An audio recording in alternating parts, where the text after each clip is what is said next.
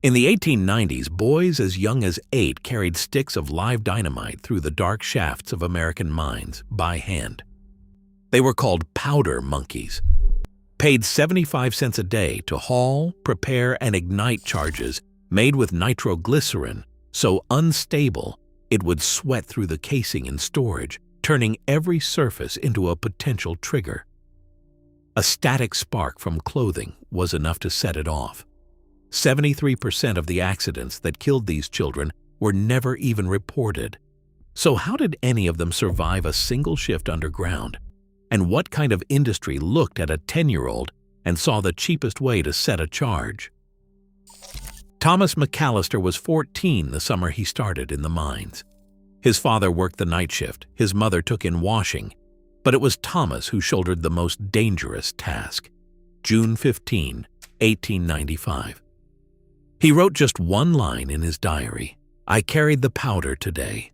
My hands shook so hard I could barely tie the fuse." Boys like Thomas were called powder monkeys, but there was nothing playful about the job.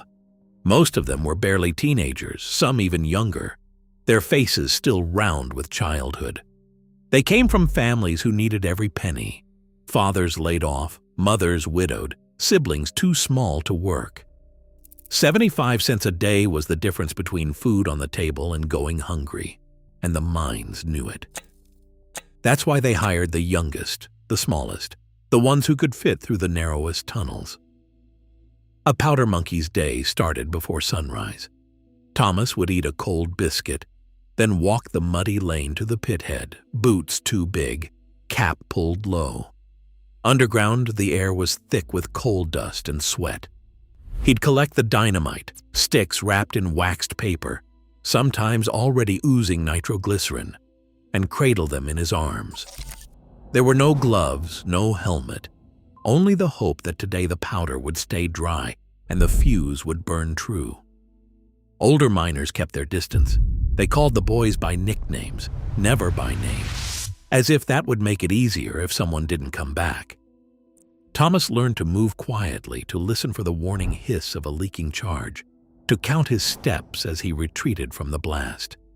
He learned how fear could settle in his bones, how every shift ended with a silent prayer whispered in the dark. In the ledger of the mines, Thomas was just another body, paid half what a grown man earned. But in his diary, he left behind a record of trembling hands and a heart that beat too fast. He was a child, pressed into a world where one mistake could mean the end. The powder monkey became a ghost in the records, but for a brief, flickering moment, he was a boy who survived another day underground. By the 1890s, the appetite for coal, steel, and progress had become insatiable. Across the United States, railroads clawed their way through mountains and forests, laying down more than 190,000 miles of track by the turn of the century. Every mile demanded stone to be blasted, tunnels to be carved, and coal to be hauled from the earth in ever greater quantities. Pennsylvania alone produced tens of millions of tons of coal each year, fueling factories, locomotives, and the relentless expansion of cities. This hunger for raw materials drove a surge in blasting work. Rail lines needed to cross rivers and pierce ridges, so crews hammered and drilled through solid rock, setting charges in places too tight for grown men to reach. Canal projects, too, demanded deep cuts through stubborn earth. The coal mines, always pushing deeper, carved new galleries that twisted beneath towns and hillsides. Each advance required explosives, and each stick of dynamite meant another set of hands, small, nimble, and expendable. Company records from the era capture the cold logic behind this drive.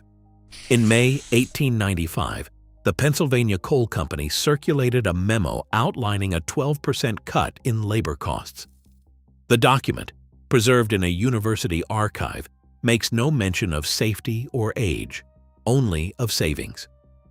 The arithmetic was simple. Boys could be paid less than men, and the more boys hired, the lower the payroll. With coal prices falling and competition rising, every dollar saved on labor meant a stronger balance sheet. The pressure to produce more, faster, and cheaper filtered down to the blast face. Supervisors measured success in tons moved and tunnels finished, not in lives preserved. The demand for cheap, flexible labor grew alongside the nation's hunger for energy and movement. In this system, a child's small frame became an asset, not a liability. The scale of the industrial boom made it inevitable. Wherever rock needed breaking or coal needed loosening, the youngest workers would be pressed into service, carrying the risk on their narrow shoulders. A boy's wage in the mines was 75 cents for a full day's labor, while a grown man in the same tunnel could expect $2.25. The arithmetic was brutal. For every adult replaced by a child, the company saved $1.50. Multiply that across 100 boys, and a mine owner could slash payroll by more than $100 each week. The sum that meant survival in the cutthroat coal trade. This gap wasn't just a matter of greed. It was calculated, written into the ledgers, and spelled out in memos, like the one circulated by the Pennsylvania Coal Company in May 1895. The document called for a 12% reduction in labor costs, with no mention of age or safety, only savings. Children weren't just cheap, they were practical. Their small bodies crawled through tunnels where grown men would get stuck. They could squeeze between the timbers, duck under low ceilings, and haul powder boxes to blast holes deep inside the rock face. The youngest boys fit where no adult could go, making them indispensable for the most dangerous jobs. To the companies, this wasn't exploitation, it was efficiency. Boys did the work for less, fit the spaces better, and made fewer demands. The law offered little interference. In 1897, Illinois passed a Child Labor Act that banned anyone under 16 from handling explosives. But in the coal fields, enforcement was almost non-existent.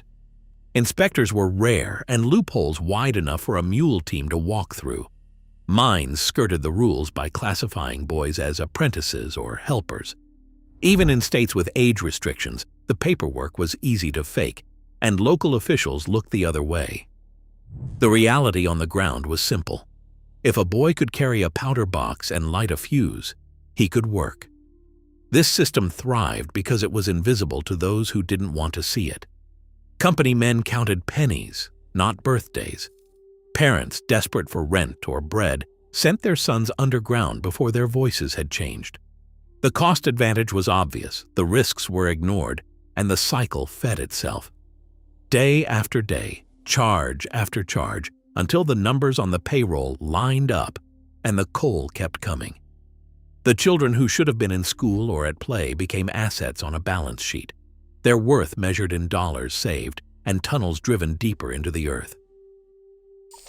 In the darkness of the mine, what Thomas carried in his arms was more than just a stick of dynamite.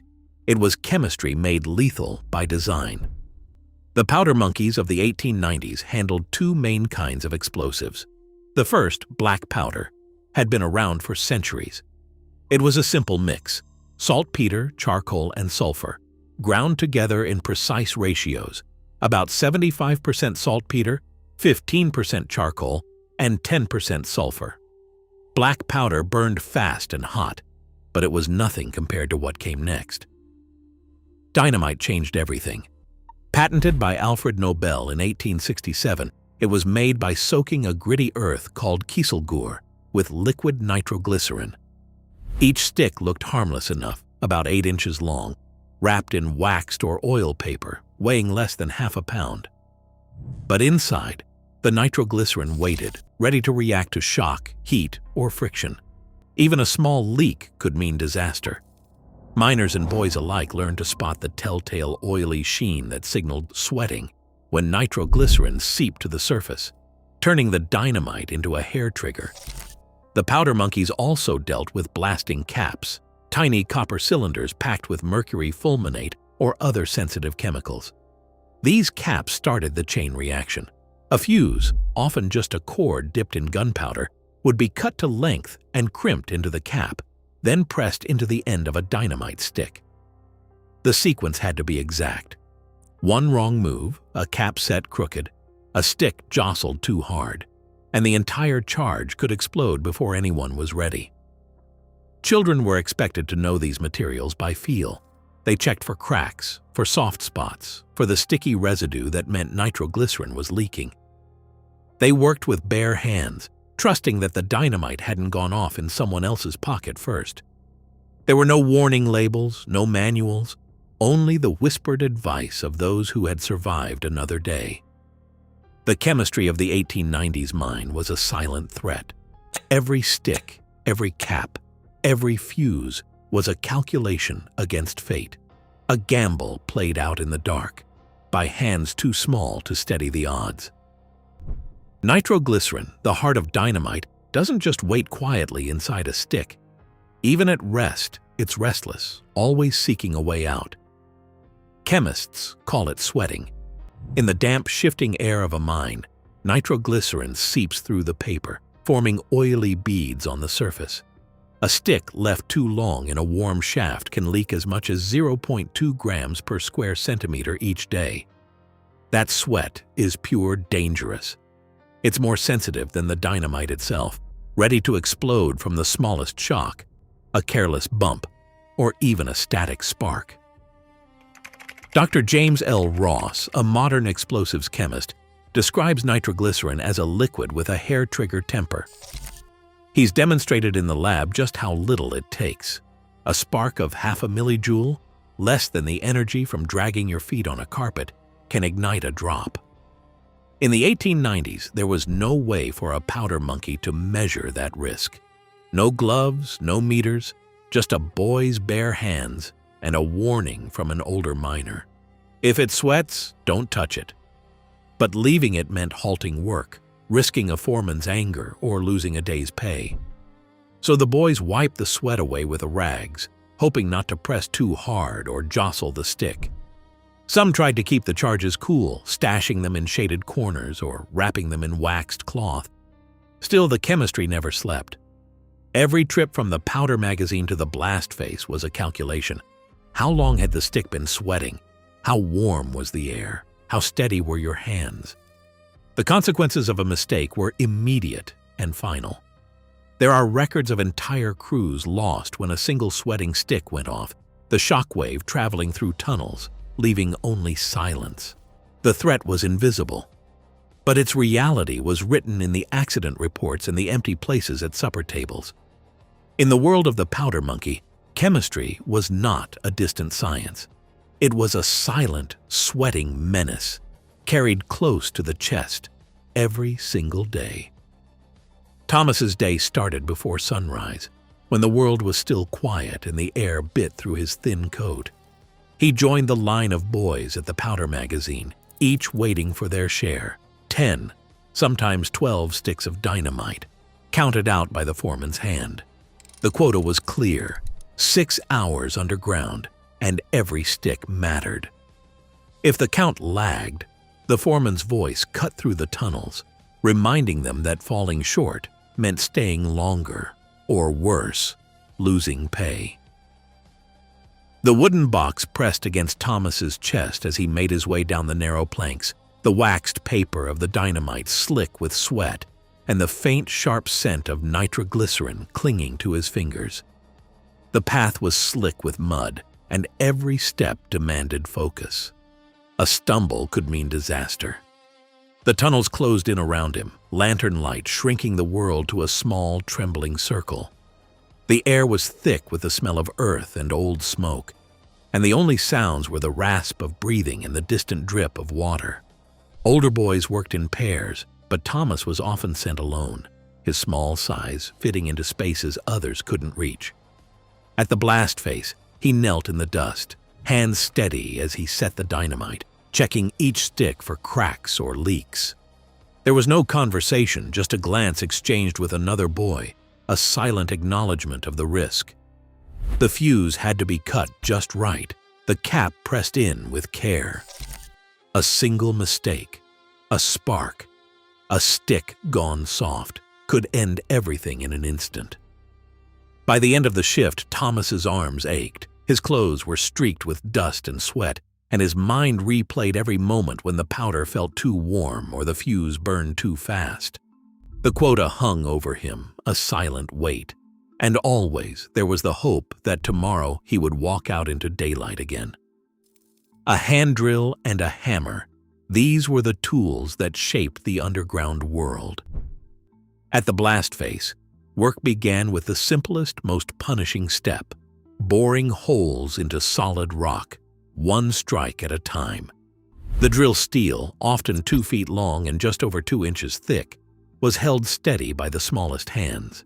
The heavier the drill, the deeper the hole, but the more dangerous the job for a boy whose arms barely spanned the shaft.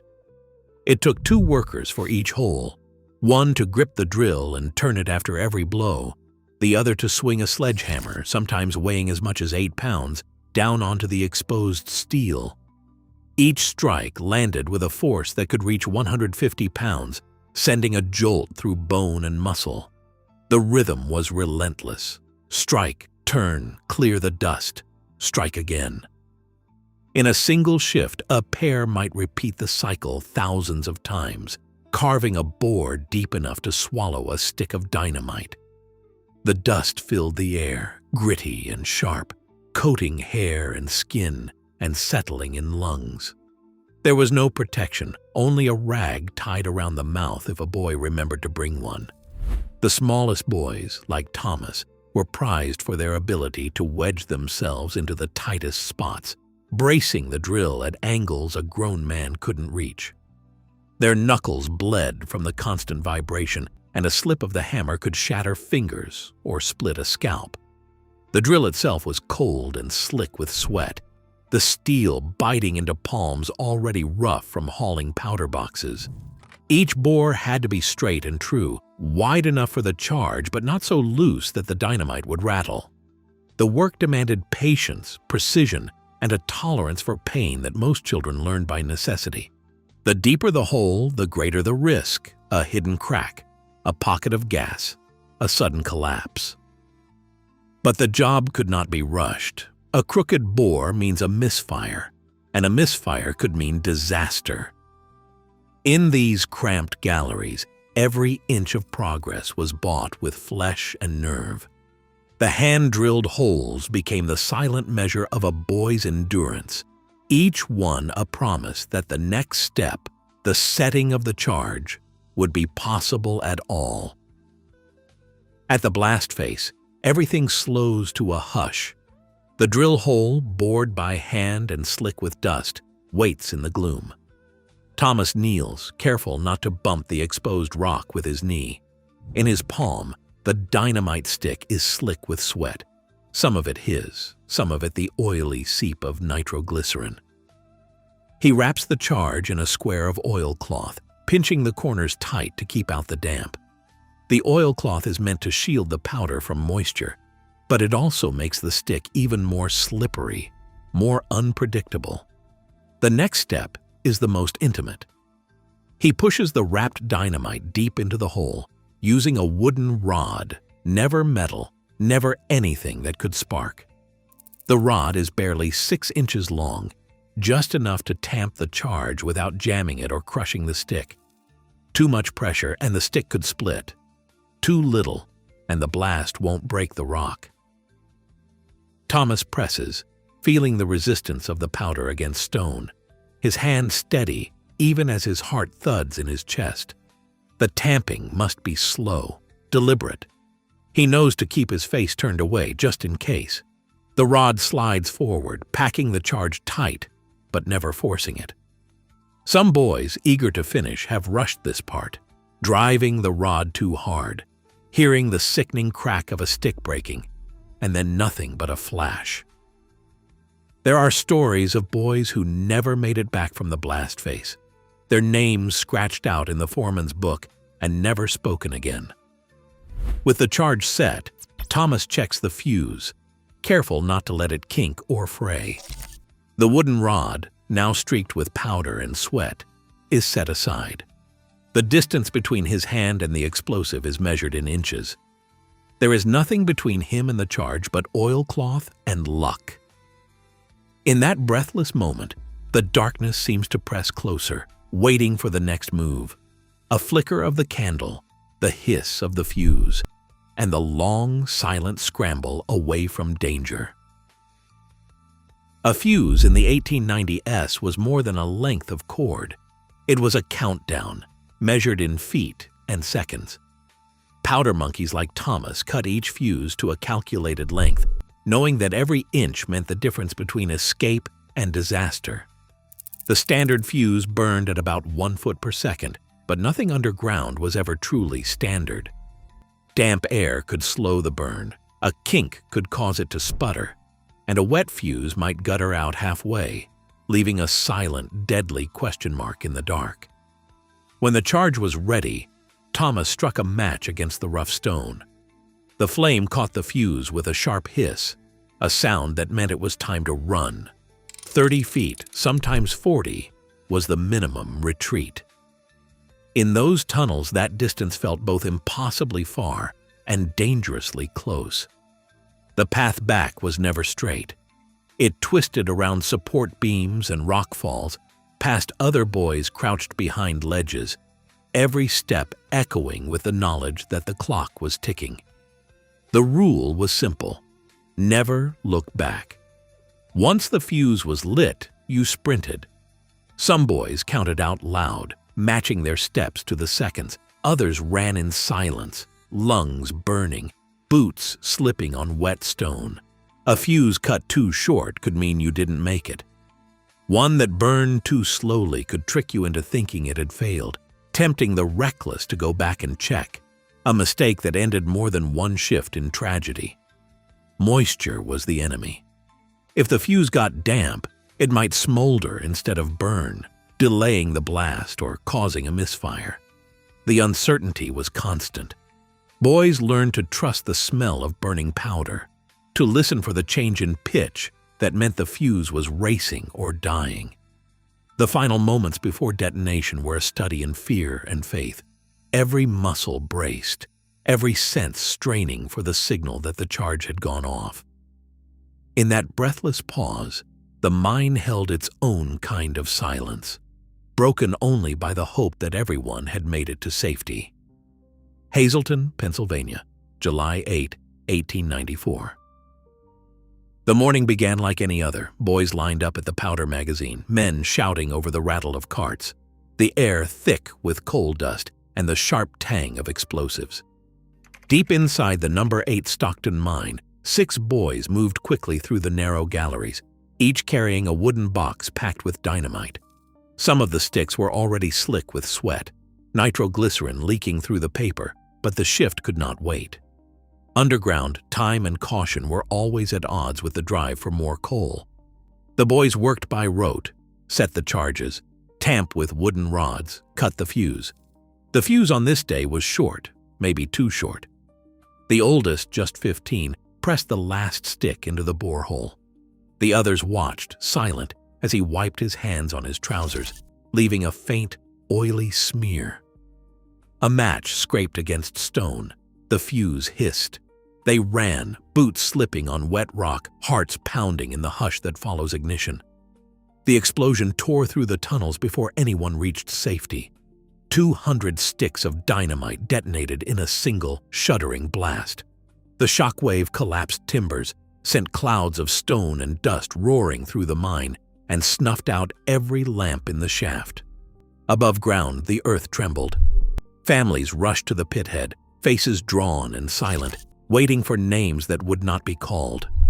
Rescue crews found only remnants, splintered wood, torn clothing, and the unmistakable smell of burnt powder. 6 boys dead before noon, their bodies unrecognizable. Their names recorded in the inspector's ledger: Joseph, age 12, Samuel, 13, Michael, 14. 3 others never identified. The cause was listed as premature ignition, suspected sweating stick. In the weeks that followed, newspapers printed the story in clipped, careful language. The mine superintendent called it a tragedy, but insisted that the boys knew their work. The ledger moved on, the quota remained, and the next shift began with new faces. In Hazleton, as in dozens of towns across the coal fields, Disaster was not an interruption, but a fact of life. One more risk, measured in bodies and silence, that came with every stick of dynamite carried by a child's hands. Only a fraction of the mines in the 1890s ever saw an official inspector. Out of every 100, just 2 received a government visit in a given year. The rest operated in the shadows, their hazards unrecorded, their accidents uncounted. Most mine owners saw inspection as an inconvenience, not a necessity. Reports from the United States Bureau of Mines reveal that more than 70% of accidents went unreported. A crushed hand, a lost eye, or even a missing child became just another secret, buried in the darkness along with the coal. When families tried to seek justice, the odds were stacked against them.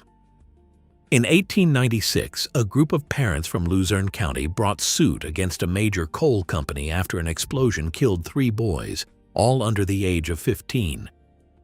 The company argued that the boys had been apprentices, not full employees, and the judge dismissed the case for lack of standing. No fines were levied. No standards were changed. The mine reopened the next day with a fresh crew of boys waiting at the pit head. Even when the law existed on paper, it rarely reached the tunnels. The Illinois Child Labor Act of 1897 banned children under 16 from handling explosives, but enforcement was left to local officials, often the same men with ties to the mining companies. Inspection records from that year list hundreds of mines, but only a handful received visits. The others continued as before, trusting that distance and silence would shield them from scrutiny. The Bureau of Mines, established after decades of disaster, looked back and found a system built on neglect. The agency's retrospective analysis showed that in the anthracite districts, children made up less than 5% of the workforce, but suffered nearly 1 in 5 mining deaths. The numbers were grim, but the stories behind them were grimmer still. For every boy like Thomas who survived, there were dozens whose names never left the inspector's ledger. The system had no safety net, no compensation for bereaved families, no retraining for the injured, no guarantee that tomorrow's shift would be any safer than today's. In the end, the powder monkeys of the 1890s labored under a regime where risk was ignored, suffering was hidden, and the machinery of progress turned on the smallest, most vulnerable hands. The record is clear. The mines were built not just on coal and dynamite, but on the silence of a world that looked away. Hidden beneath today's highways and skylines lie scars cut by hands too small for the tools they carried. Child labor in hazardous industries remains a global crisis. Over 79 million children still work in dangerous conditions, according to the ILO. Every advance in safety, every restriction on child labor, is written in the lives lost and forgotten. The foundations of progress are not just stone and steel, they are memory, and the obligation never to look away.